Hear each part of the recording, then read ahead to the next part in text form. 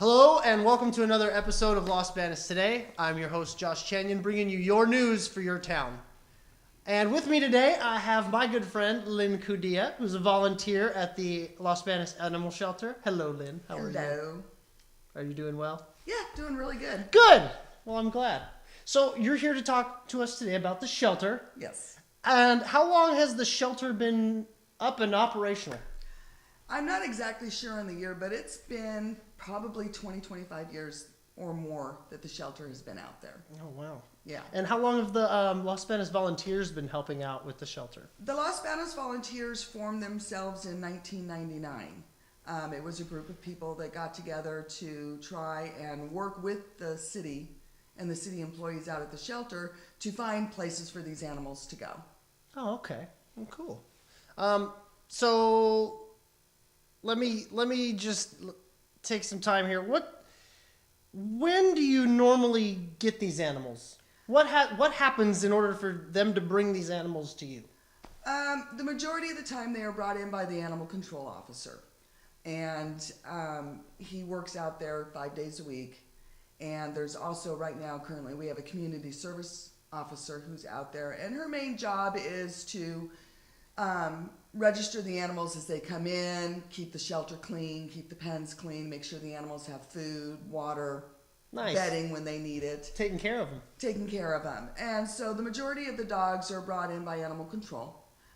We do have animals that are brought in by concerned citizens that see them running around and, don't want them to get hit by a vehicle or anything like that. And then we do, unfortunately, have some animals brought in that are owner release. People have to move. They're going, moving out of state. They can't take their animals with them, Right. Or they have to move into a place where they're not allowed to have animals. And so that is what we would call an owner release. Owner release. Hey, I'm going to get this off my chest right now. If you're going to get an animal and then just drop it off somewhere so that animal control can come pick it up, don't get an animal in the first place. Just don't. There's no reason to do that. So, let me get that out of there. So, all right. So I'm a dog, and animal control caught me. They're lucky because I'm like the cutest dog. But they brought me in. What is the procedure happening right after I get brought to you guys? Okay, when an animal comes in, the first thing we do is scan them for a microchip. We have a scanner and we run it all over the animal, whether it's a cat or a dog. We really promote microchipping your animals. If there is a chip, then we call the chip company and we work our way through the series of, questions. We may have to call another company because that company doesn't hold the chip. Mm-hmm. We can sometimes find the owner that way. We can find where the chip was sold and maybe speak to those people to reach out to try and find the owner. So you're working your way backwards. You're doing the investigative reporting there. Exactly. And once we can get a name and number, then we will call the owner and say, okay, we've got your dog here. So, yeah, by the way, you haven't noticed. Yeah. Yeah, if you haven't noticed, your animal is missing. And hopefully they'll come down Johnny on the spot and pick up their animal. Sometimes we have a hard time getting a hold of people, or the chip information hasn't either been registered or updated if the animal went to a new owner. Right. So then we hope that the animal gets seen on our Facebook page, which is Los Banos Volunteers for Animals. Los Banos Volunteers. We will take a picture of the animal and we will post it on our Facebook page with the pertinent information that we have, the impound number, the type of animal we think it is, an approximate age. Weight. Maybe not weight, but what we can see of the personality of the animal when it comes into the shelter. Right. Okay. So gone through all the procedure. Mm-hmm. Now, how do you what's the word I'm looking for? So how do you guys try and move me out of the shelter then? Okay. We have a rescue coordinator who basically all she does is looks for animal rescues to take these animals. Once an animal has been in the shelter for 5 days, it's technically city property. So at that fifth day... So get there when they call you. Yeah. So at that 5th day, that dog is available for adoption or to go to a rescue. Now, if you're looking online or you've come down to the shelter to check out the animals we have, if you're interested in an animal and its hold date is not up, you can put your name and number on the back of their kennel card. And once that 5th day is hit, we start calling people. And we work our way from the top to the bottom, down the list. And hopefully we can get that animal adopted out. If we can't, for whatever reason, our rescue coordinator is working in the background trying to find a rescue to take this animal from us. And okay. So there you go. Right there. Yep. And you, like you had mentioned earlier, you get people to know about the animals through your Facebook page? Yes. Are there other pages, or is that your only?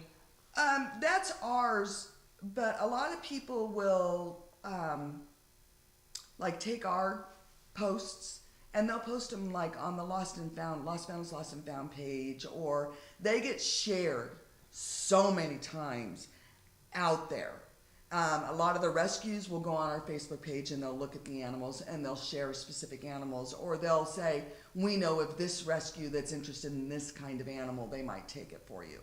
So the word gets out there. Good.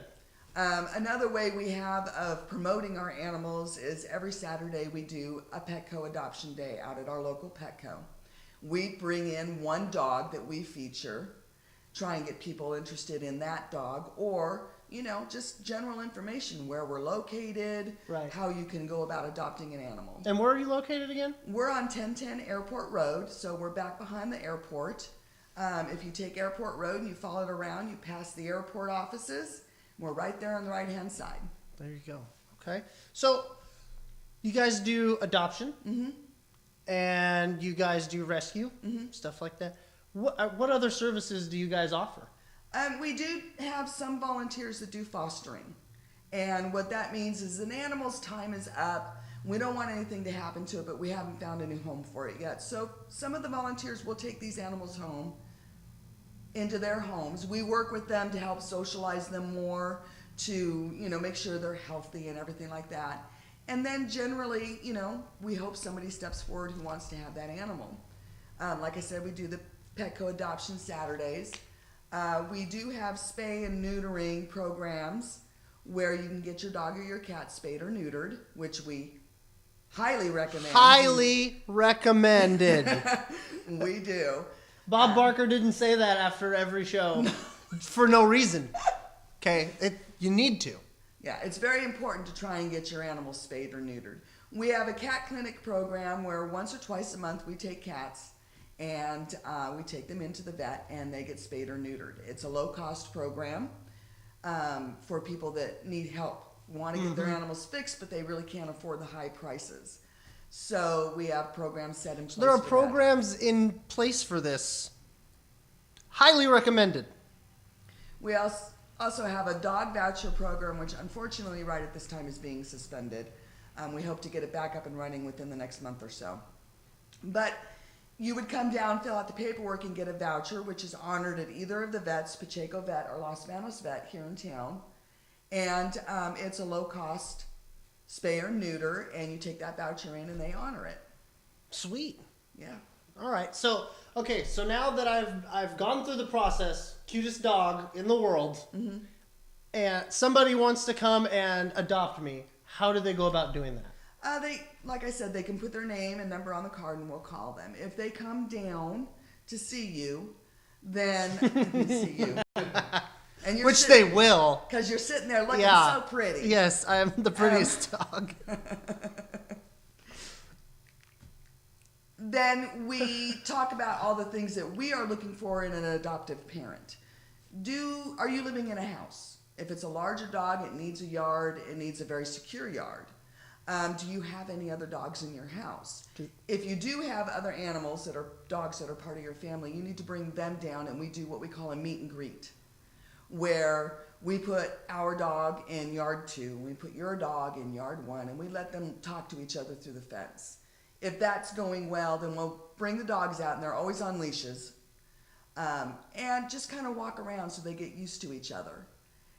And once they get a little used to each other and we feel it'll be okay, we let them, do a face-to-face meeting. Provided that goes well, that nobody shows any defensive or aggressive attitudes or anything like that, then we will approve the adoption. So at that point, it's basically filling out the paperwork and paying the fees. Once all that is taken care of, we will call the vets, whichever one you choose, and make an appointment for the spay or neuter. Now, you've adopted this dog, you've paid the fees, but the dog stays with us until it goes to the vet to get fixed. Once the vet has done the surgery and the dog is recovered from the anesthesia and everything, then you can go down and pick up your dog. Okay. So it is law that all shelters and rescues have to have the animals spayed or neutered before they can go home with their new family. Well, that's good. Dogs and cats. That's good. Yeah. Highly recommended. So what you mentioned fees. What are the fees like? For an animal that's just been brought into the shelter, the adoption fee is $15. But along with that, you have to pay the rabies vaccination fee for dogs, which is another $15, and then the spay or neuter fee. That is based on the sex of the animal and the weight of the animal. So it can vary anywhere from $100 to the largest dogs, $250. Right. So it can be a little pricey. And then we do offer microchipping there, where we will microchip the dog for you. Which that's perfect, because then it's on record with you guys. Yes. Ready to go. That dog gets out and gets taken there. Then they scan the dog, cat, whichever, and call you. And you can come and pick up your animal. How great is that? Yeah, it is. And it's a matter, it's the responsibility of the owner to make sure they register the dog. You just go online. Absolutely. We give you all the information. You have the chip number, everything. So you just go online and register your animal. But if the animal, for whatever reason, didn't get registered, and it's a chip we have inserted, we can go back through our records and find the original adopted owner. Right. So microchipping is very important. And microchipping is $10. Oh. Now, when we do our cat clinics that are here in town, we, again, offer microchipping. And we will do that at the time that the cat has its surgery. Another way that you can adopt cats is during kitten season, which is going to be beginning pretty soon here. Petco has set up a couple of kennels for us. And when we have kittens that are ready to be adopted, we take them down to Petco and put them in these kennels. Kitten season. Yeah, kitten season. Yeah, kitten season. Right. Okay. It's a lot of work. It sounds like a lot of work, but it seems like it's pretty rewarding. I mean, you get to give fur babies to these new parents. It is a very rewarding, very frustrating, very sad, very It's just happy. this roller coaster. It can be a very high wave roller coaster of emotions sometimes. Oh man. Okay. Well, how can the public help with the shelter? There are many ways the public can help. One of the biggest things is becoming a volunteer. You have to be 18 if you want to be a volunteer. Go down to the police department and ask for an application. Fill it out. It is a bit lengthy, but a lot of it is just reading.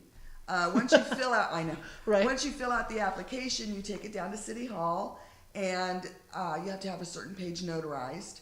They will do that for you free of charge. Which is right across the street. Basically, too. yes. That helps. And then you return it back to the police department, where the majority of the time they will life scan you right there. And again, free of charge to anybody who wants to be a volunteer.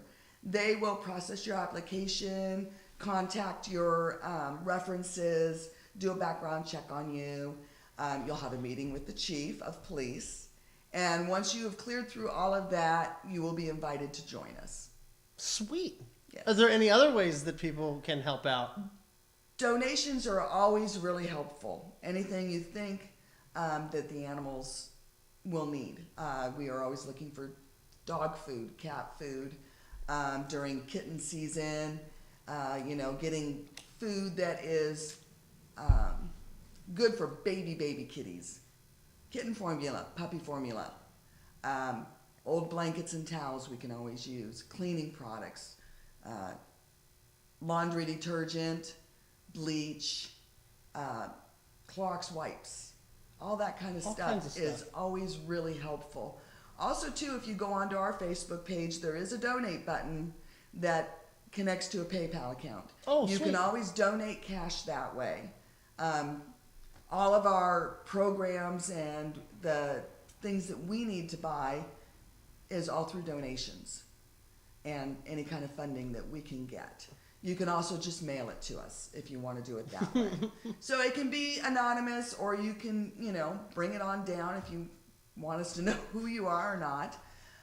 Also, too, through Amazon, we have an Amazon Smile account. Smile account. Yes. And you can purchase items to be donated to us, and then they just ship Oh, them and then they directly just ship them straight to you. Yes.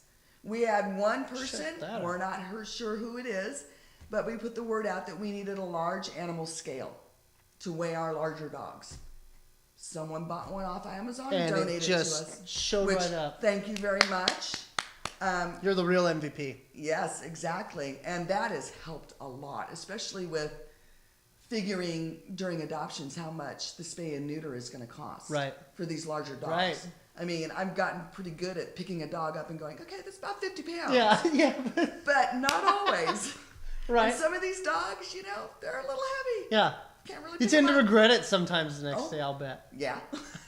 Some dogs resist this process.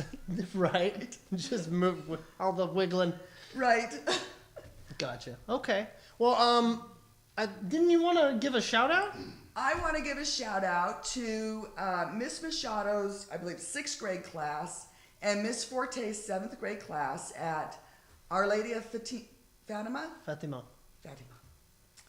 OLF. They selected us to be their community service project this year.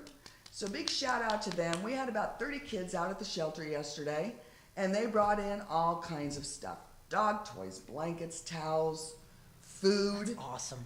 A lot of stuff. And then they got a tour through our shelter, which frankly doesn't take very long because we're not real big. No. But, they got to see some of the animals in there and ask questions and learn a little bit about what happens to the animals when they come into the shelter. Cool. So it was really nice. It was, it's a burst of energy to have all those kids come in and be all, oh, this is so cool. This is so neat. Just jazzed up about helping animals. It does. It really does.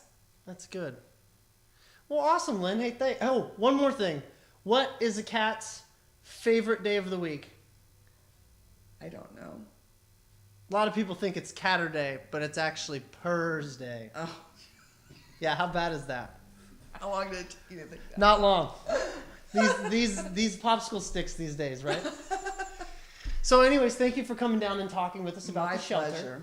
And don't forget, going to www.losbanostoday.com, you'll get more content with people that are helping out in the community and love to do more things like this.